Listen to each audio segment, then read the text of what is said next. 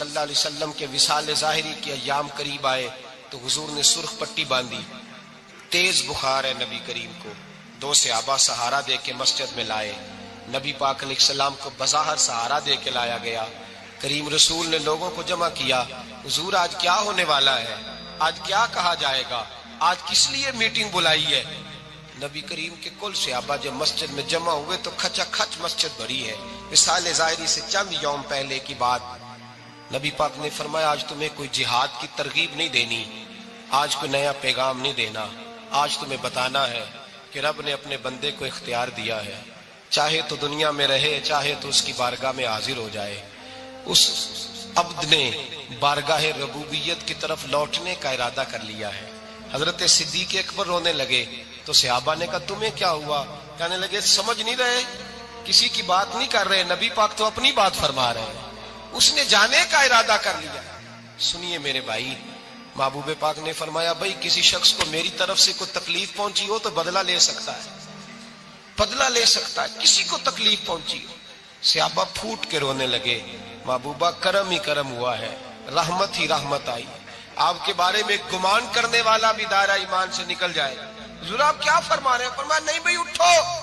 پیچھے سے جناب عکاشہ بن محصن اٹھے، ہاتھ کانپتے ہیں، آگے بڑھے، کہنے لگے یا رسول اللہ، ایک جنگ کے موقع پر آپ نے درہ مارا تھا، ننگی پیٹھ پر صفیں سیدھی کراتے، بات دل میں رہ گئی ہے، میں نے بدلہ لینا ہے۔ نبی کریم نے فرمایا بلال دوڑ کے جاؤ، فاطمہ کے گھر درہ پڑا ہے، درہ لاؤ۔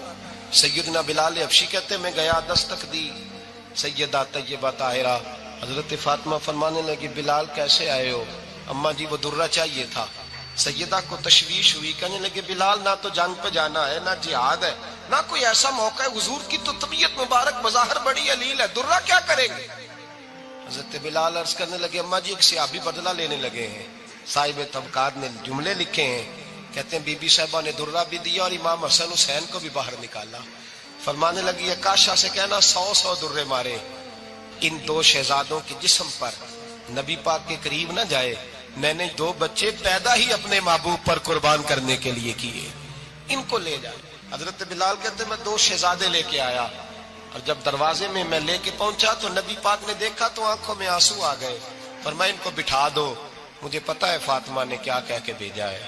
حضرت سیدنا بلال فرماتے ہیں درہ میں نے جناب عکاشہ کو دیا، حضرت عکاشہ درہ لے کے آگے جو بڑھے تو حضرت ابوبکر صدیق نے ان کے پیروں پہ ہاتھ رکھا، فرمایا عکاشہ میری طرف آ یار، مجھے مار درے، نبی پاک کے قریب نہ جا۔ مصطفیٰ کریم نے فرمایا ابوبکر تو ہٹ جا، اسے آنے دے۔ فرماتے ہیں میں چند قدم آگے گیا تو مولا علی شیر خدا نے میرے پیر پہ ہاتھ رکھا، کہنے لگے عکاشہ سوچ تو صحیح تو کیا کر رہا ہے؟ حضور نے فرمایا علی ہٹ جاؤ، میرا اور ان کا معاملہ ہے۔ جناب عکاشہ آگے بڑھ رہے، نبی کریم نے فرمایا میں اپنی امت کو درس دینا چاہتا ہوں، خبردار خبردار زندگی میں تمہارے ہاتھ سے زبان سے کسی کو تکلیف نہ پہنچنے پائے، خبردار یاد رکھنا وہ معاشرے بگڑ جاتے ہیں، وہ معاشرے تباہ کر دیے جاتے ہیں جہاں ظلم ہوتا ہے، جہاں زیادتی ہوتی ہے، جہاں لوگوں کو ستایا جاتا ہے۔ محبوب کریم کے قریب آئے حضرت عکاشہ کا، حضور میری پیٹھ ننگی تھی، آپ بھی ذرا کپڑا ہٹائیے۔ نبی کریم نے پیٹھ سے کپڑا ہٹایا، جناب عکاشہ نے درہ جو اٹھایا تو صحابہ کی چیخیں نکلی، حضرت عکاشہ نے درہ دور پھینکا، حضور کے بطن اطہر سے لپٹ گئے، چومنے لگے، کہنے لگے حضور وہ تو صفیں سیدھی کراتے لگ گیا تھا، آپ نے کہاں مارا تھا؟ یا رسول اللہ میں تو بہانہ بنا رہا تھا کہ جاتی دفعہ مجھے وجود چومنے کا موقع نصیب ہو جائے، مجھے یہ موقع نصیب ہو جائے۔ میرے حبیب نے فرمایا جس نے جنتی دیکھنا ہو میرے عکاشہ کی زیارت کر لے۔ بھائی ظلم کا دروازہ کھلا ہوا ہے اور لوگ بھول جاتے ہیں زیادتی کرتے ہوئے، وہ بہو سے ہی کیوں نہ کریں، وہ اپنے گھر کے بھول جاتے ہیں کہ شاید پوچھنے والا کوئی نہیں، شاید میزان نہیں لگے گا۔ ایران کے بادشاہ نے اپنے بیٹے کو پڑھانے کے لیے ایک استاد صاحب کا بندوبست کیا۔ استاد صاحب کو کہا کہ میرے بچے کو دین پڑھائیے، میں چاہتا ہوں کل اس نے عنان حکومت کو سنبھالنا ہے تو یہ دین سے آگاہ ہو جائے، اس کو کچھ سکھائیے پڑھائیے۔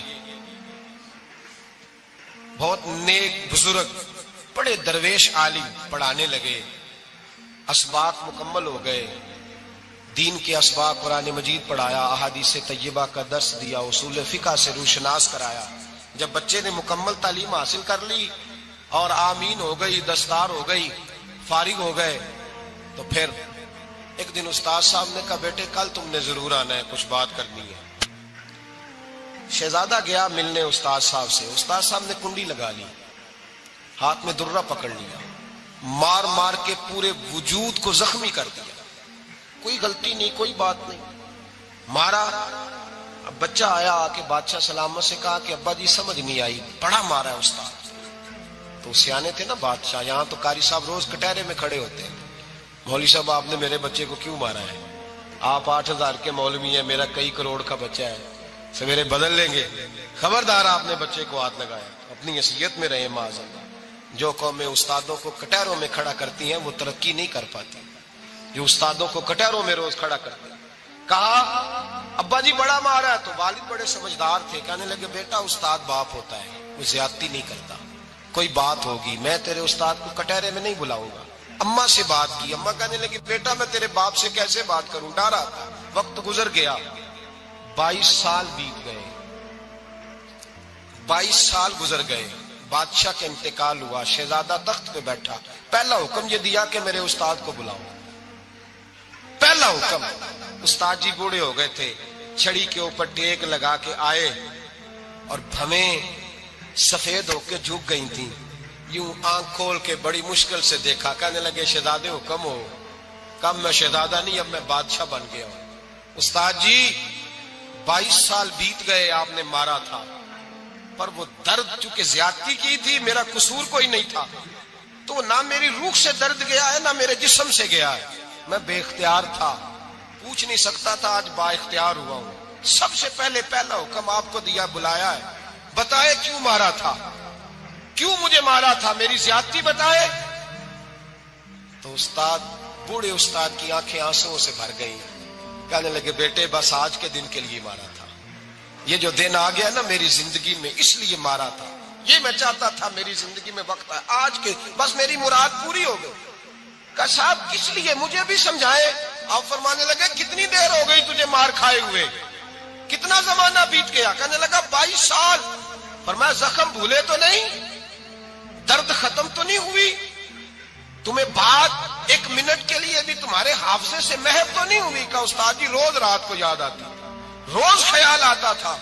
استاد کہنے لگے بھائی تو بے اختیار تھا، پوچھ نہیں سکا، 22 سال تجھے یاد رہا، مجھے پتا تھا تو ایک دن حکمران بنے گا، میں نے تجھے اس لیے مارا تھا کہ بیٹے یاد رکھنا، کسی پہ ظلم نہ کرنا، اگر تجھے 22 سال تک یاد رہا ہے تو جس پر تو ظلم کرے گا اسے بھی قیامت تک یاد رہے گا، اور یہ یاد رکھنا تو آج با اختیار ہوا تو تو نے مجھے بلا لیا ہے، قیامت کے دن غریب با اختیار ہو جائیں گے، مظلوم با اختیار ہو جائیں گے، وہ با اختیار ہوں گے للہ الواحد القہار، رب کریم کی بارگاہ کے اندر ان کا اختیار ہوگا، اکیلے اللہ کی حکمرانی ہوگی، پھر وہ بلائیں گے بڑے بڑے کج کلا، دنیا میں جن کی پگڑیاں اونچی تھی وہ سر جھکائے کھڑے ہوں گے، دنیا میں جو ڈکٹیٹر بنتے تھے ان کی پشتیں لال ہوں گی، ان کو غدار لکھا جائے گا، قیامت تک نہیں بھولے گا۔ ظلم کرنا تو سوچ سمجھ کے کرنا، اتنا کرنا جتنا تم سہ سکتے ہو، اتنی زیادتی کرنا جتنی قیامت میں تم برداشت کر سکتے ہو۔ میرے نبی کریم صلی اللہ علیہ وسلم نے فرمایا ظلم سے بچو، یہ قیامت کے اندھیروں میں سے ایک اندھیرا ہوگا، زندگی میں زیادتی نہ کریں، اگر تھوڑی دیر کے لیے کوئی چیز برداشت کر جائیں گے تو وہ فائدہ دے جائے گی، کچھ دیر کے لیے اگر سہ جائیں گے تو نفع مل جائے گا، سہنے کی کوشش کریں لیکن زیادتی نہ کریں، نظر کو، سوچ کو، ذہن کو پاک رکھیں، اور میرے بھائی زندگی پوری ظلم سے بچیں، زیادتی سے بچیں۔ امیر المومنین حضرت جناب سیدنا عمر فاروق رضی اللہ تعالیٰ عنہ رات گھر میں تھے تو رونے لگے، بڑی دیر تک روتے رہے، والدہ اٹھی تو صاحبزادے سے کہنے لگی پتہ کرو تمہارے باپ کو کیا مسئلہ ہے۔ شہزادے آئے، کہنے لگے امیر المومنین والد گرامی کیا ہوا؟ تو حضرت عمر فاروق کہنے لگے بیٹا اپنی اماں کو بلاؤ۔ والدہ آ گئی، کیا بات ہے، کچھ طبیعت خراب ہے تو حکیم کا بندوبست کیا جائے۔ تو حضرت عمر کہنے لگے کچھ بھی نہیں، آج مسجد سے نکلا ہوں تو نبی پاک کے صحابہ میری تعریفیں کر رہے تھے۔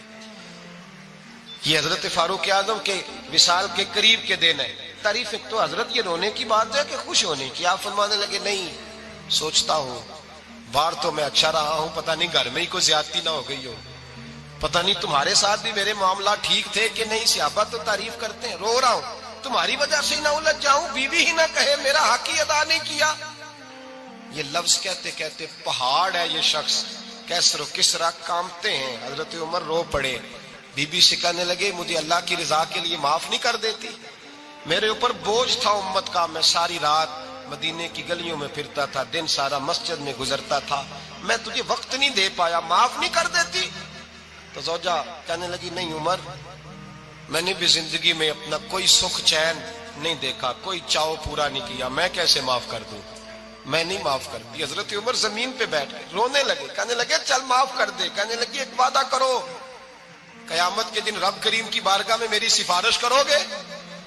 اللہ کی بارگاہ میں عرض کرو گے کہ اللہ اچھی تھی، مجھے کپڑے دھو کے دیتی تھی، روٹی پکا کے دیتی تھی، میری عزت کی محافظ تھی؟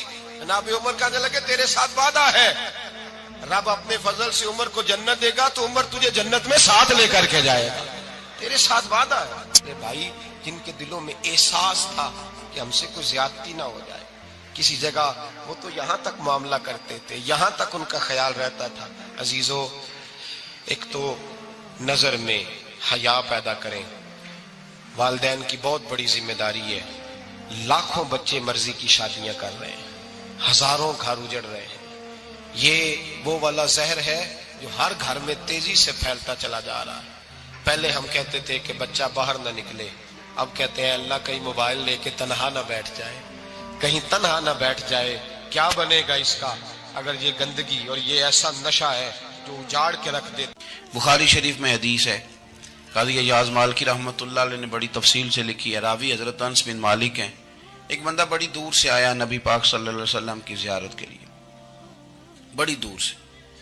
عرب کے جو سردار ہوتے تھے ان کے بڑے ناز نخرے ہوتے تھے، وہ خیر آج بھی ہیں، پروٹوکول کا ماحول آج بھی، یعنی وزیر صاحب کے آگے دو چار گاڑیاں نہ ہوں تو ان کو مزہ ہی نہیں آتا، پولیس والے آگے پیچھے بھاگیں تو حالانکہ ان کو نہیں پتا کہ جو پولیس والے آگے پیچھے بھاگ رہے ہیں نا، یہ حکومت بدلی تو گرفتار کرنے بھی انہوں نے ہی آنا ہے، لیکن وہ بڑا مزہ آتا ہے جب لوگ گاڑی کے پیچھے بھاگتے ہیں، کیا بات ہے جناب، بڑی بات۔ اور ہماری طبیعتوں میں پتہ نہیں کون سی، تو نبی پاک صلی اللہ علیہ وسلم کی خدمت میں وہ شخص بڑی دور سے آیا، تو عرب کے بادشاہوں کا مزاج تھا، پروٹوکول بڑا چاہتے تھے، ان کا تو یہ طریقہ تھا کہ حکمرانی کرنی ہے جیسے بھی ہو۔ اگر کسی غلام نے دھوپ میں بندھا رہ گیا، اونٹ اور چھاؤں میں نہیں باندھا تو درے مارتے تھے، اور اگر اس نے کھول کے باندھ دیا تو پھر بھی مارتے تھے، کہتے تھے اتنا سیانا ہو گیا تو انہیں پوچھا ہی نہیں، خود بخود ہی باندھ دیا۔ وہ شخص حضور کی بارگاہ میں آیا اور بہت سارے لوگوں کے پاس کیونکہ وہ جاتا تھا اپنے سربراہ کا پیغام لے کے، تو وہ کانپ رہا ہے جب حضور کی بارگاہ میں گیا، ڈر رہا ہے۔ اب ذرا بات کو سمجھنا، نبی پاک صلی اللہ علیہ وسلم نے اس سے فرمایا کیوں ڈرتے ہو؟ سادہ آدمی ہے، دیہاتی ہے، بدو ہے۔ اللہ کے رسول نے تھپ کی دی، کیوں ڈرتے ہو؟ تو کہتے حضور مجھے آداب نہیں آتے اور مجھے ڈر آتا ہے، کوئی بات اگر ایسی ہو گئی، آپ مدینے کی حکومت کے سربراہ ہیں، تو کہیں آپ ناراض نہ ہو جائیں۔ حضرت انس بن مالک فرماتے ہیں بات کہاں کی تھی، پہنچ کہاں گئی؟ جب اس نے یہ کہا نا کہ آپ تو حکومت کے سربراہ ہیں، کہیں کوئی غلطی نہ مجھ سے ہو جائے، تو نبی پاک کی آنکھوں میں آنسو آ گئے، حضور رونے لگے، اور نبی پاک صلی اللہ علیہ وسلم فرمانے لگے نہ بھائی، تو کسی حکومت کے سربراہ کے پاس نہیں آیا، نہ تو اس بیٹے کے پاس آیا ہے جس کی ماں گوشت کے خشک ٹکڑے کھا کے بھی گزارا کر لیتی، میں تو ایک غریب ماں کا بیٹا ہوں۔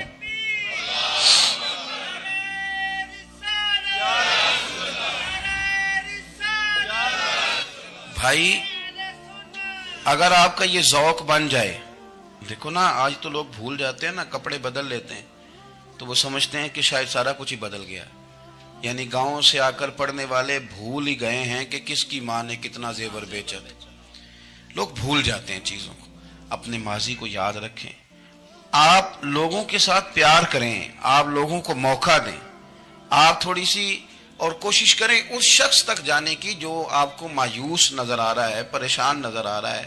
یہ ہمیں میلاد والے محبوب صلی اللہ علیہ وسلم نے درس دی۔ ایک اور پہلو، حضور سید عالم صلی اللہ علیہ وسلم نے، ہمارے ہاں نا ابھی بھی برادری کی تقسیم ہے، ابھی بھی اور کچھ میں نے ایسے کمزور لوگ بھی دیکھے. یہ اس طرح کی حرکتیں ہارے ہوئے لوگ کرتے ہیں. ہارے ہوئے لوگ جو اپنے آپ کو سمجھتے ہیں کہ میں کوئی بڑا آدمی ہوں. بڑا آدمی تو اپنے اخلاق سے ہوتا ہے, اپنے کردار سے ہوتا ہے, اپنی سخاوت سے ہوتا ہے, لوگوں سے پیار کرنے سے ہوتا ہے. باقی یہ کہ بیٹھ کے کہانی سنانا کہ میں بڑا کچھ کرتا ہوں, تو جو کچھ کرتا ہوتا ہے اسے سنانے کی کوئی ضرورت. ایک وہ بہت سارے لوگ آپ تعزیت کرنے جائیں نا والد کے انتقال کے بعد, تو ان بیچاروں کو بتانا پڑتا ہے کہ ابا جی میرے بغیر دوائی نہیں کھاتے تھے. تو میں کہتا ہوں اگر تیرے بغیر نہیں کھاتے تھے پھر بتانے کی ضرورت نہیں, پھر تو سارے گاؤں کو پتا ہوگا کہ تیرے بغیر نہیں کھاتے تھے. اور اگر کوئی دال میں کالا ہے تو پھر تیری وضاحت کوئی بندہ قبول نہیں کرے گا. تو آپ کو بتانا کیوں پڑ رہا ہے, اور آپ بار بار اس بات کا ذکر کیوں کر رہے ہیں کہ ہم بہت بڑے قبیلے کے ہیں؟ صاحب اگر آپ بڑے قبیلے کے ہیں تو پتا ہوگا سارے علاقے کو آپ کتنا لوگوں کا خیال کرتے ہیں, آپ کس قدر محبت کرتے ہیں, آپ کا انداز کریمانہ کس طرح کا. پھر آپ کو بتانے کی کوئی ضرورت نہیں ہوتی, پھر خود بخود خبر ہوتی. حضرت سیدنا ابو ذر غفاری رضی اللہ تعالیٰ عنہ, قبیلہ بنو غفار ایک بڑی شاخ تھی قبیلوں میں سے. جو لوگ اس زمانے میں مالدار قبیلوں سے تعلق رکھتے تھے ان میں سے ایک بڑا نام تھا. ساری زندگی چودراہٹ کی, لیکن میلاد ایک انقلاب کا نام ہے. میں میلاد منانے والے دوستوں سے گزارش کرتا ہوں کہ آپ ہر سال میلاد منائیں, اور ہر سال میلاد کے بعد آپ تھوڑے بدل بھی جائیں, یعنی تھوڑے سے بدل جائیں. کچھ لوگ کہیں یار یہ داڑھی میں نے نا 12 ربیع الاول والے دن رکھی تھی, یہ میری میلاد والی داڑھی ہے. اور داڑھی رکھیں بھی نبی پاک کی مرضی کی. کس کی مرضی کی؟ نہ ناراض ہو جائے جو میں ٹور چلا بس. کس مرضی کی جی؟ اپنی مرضی کے نہیں. داڑھی کا وزن کو نہیں ہوتا کہ پوری مٹھی رکھیں گے تو آپ کو کوئی دقت ہوگی, کوئی وزن نہیں. پوری رکھیں, جو حضور کا طریقہ مبارکہ ہے جو ہمیں ملتا ہے اس پر آپ توجہ فرمائیں. تو میں جو بات عرض کرنے جا رہا ہوں وہ میلاد انقلاب ہے. حضور سید عالم صلی اللہ علیہ وسلم کی بارگاہ میں آنے سے پہلے لوگ کچھ اور ہوتے تھے, اور یہاں سے ہو کے جاتے تھے تو پھر ان میں تبدیلی آتی تھی. میں سارا دن کرامتیں سناؤں نا کسی کو اپنے پیر صاحب کی, اور اپنے گھر میں بھی کہ میرے حضرت بڑے, میرے استاد بڑے, لیکن بیوی کے ساتھ اگر میں ترش لہجے میں بات کروں گا تو وہ کہے گی ایسے سکھاندے نے تینوں پیر صاحب. دوست کہیں گے یہ سکھاتے ہیں آپ. تو آپ کی کہانیاں نہیں چلتی, آپ کا کردار چلتا ہے. حضرت ابو ذر غفاری رضی اللہ تعالیٰ عنہ فرماتے ہیں چونکہ میں چودھری تھا, سیدنا بلال حبشی رضی اللہ تعالیٰ عنہ کے پاس میں بیٹھا تھا. کسی بات میں بات آگے بڑھی اور بڑھتے بڑھتے بات شکنجی تک چلی گئی. رائے کے اختلاف نے باتوں میں تلخی پیدا کر دی, اور جب تھوڑے لفظ اور تیز ہوئے تو میں نے انہیں کہہ دیا چپ کر, تو ابشن کا بیٹا ہے. کس کے بیٹے تھے حضرت بلال؟ کہتے ہیں جب انہوں نے مجھے کہا تو میرا دل بڑا ٹوٹا, لیکن میں نے ارادہ کیا کہ میں نے حضور کی بارگاہ میں نہیں عرض کرنی. اب ہر بات کی ہم حضور کی بارگاہ میں شکایت کریں. لیکن میں جا کے مسجد میں بیٹھا, اور جب سرکار آئے نا, ارادہ نہیں تھا کہ عرض کروں گا, لیکن حضور کا چہرہ دیکھا تو دکھ میرا خود ہی تازہ ہو گیا. رونے کا بھی تو تب ہی مزہ آتا ہے نا کوئی اپنا ملے تو. فرماتے ہیں کہ میرے آنسو نا بغیر اختیار کے چھلک پڑے, اور میں کھل کے روئے, کھل کے.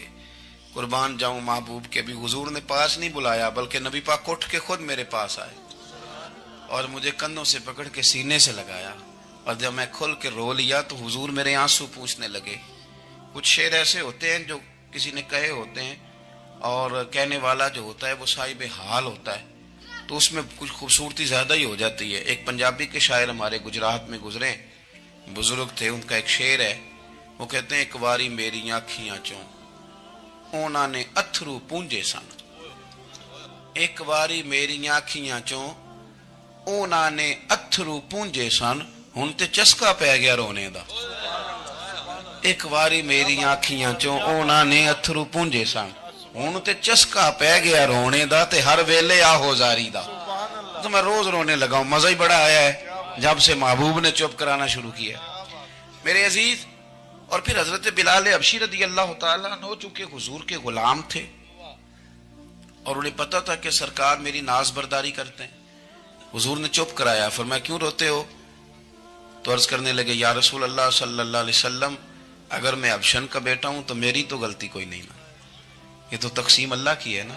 الذی خلقک فسواک فعدلک فی ای صورت ما شاء رکبک. جس طرح وہ چاہتا ہے، جس کو چاہتا ہے اس طرح کی اس کی صورت بنا دیتا ہے. تو مجھے ابشن کا بیٹا کہا جاتا ہے، میری غلطی کیا ہے؟ حضرت بلال نے بھی نہیں بتایا کس نے کہا. لیکن نبی پاک صلی اللہ علیہ وسلم نے کیا فرمایا؟ امام یوسف صالحی نے لکھا ہے، ذرا غور کرنا بات پر. تسلیاں لوگ اور رنگ میں بھی دیتے ہیں، پر یہ تسلی بڑی انوکھی ہے. حضور فرمانے لگے، بلال اگر تو ابشن کا بیٹا تو پریشان کیوں ہوتا ہے؟ کالے رنگ والی ماں کا بیٹا ہے تو پریشان کیوں ہوتا ہے اگر تیری والدہ کا رنگ کالا ہے تو؟ عرض کی، حضور آپ کیا فرمانا چاہتے ہیں؟ تو سرکار فرمانے لگے، میں دو ماؤں کا بیٹا ہوں. ایک جناب آمنہ جنہوں نے مجھے پیدا کیا، اور ایک حضرت ام ایمن جنہوں نے میری پرورش کی، مجھے بڑا کیا. حضور فرمانے لگے، میری ماں آمنہ کا رنگ گورا تھا اور میری ماں ام ایمن کا رنگ کالا ہے. تو فرمایا، اگر تجھے کسی نے کالے رنگ والی ماں کا بیٹا کہا تو اسے کہہ دینا مدینے والی محبوب کے بھی تو ایک والدہ کا رنگ کالا ہے، تو کہہ دینا. حضرت بلال کہتے ہیں کہ وہ اس طرح کی تسلی تھی، طفل تسلیاں نہیں جس طرح کی ہمیں دی جاتی، وہ اس طرح کی خوبصورت تسلی تھی کہ اس کے بعد میرا دل ایسا ٹھنڈا ہوا، پھر کسی کا تانا نہیں رہا، پھر کسی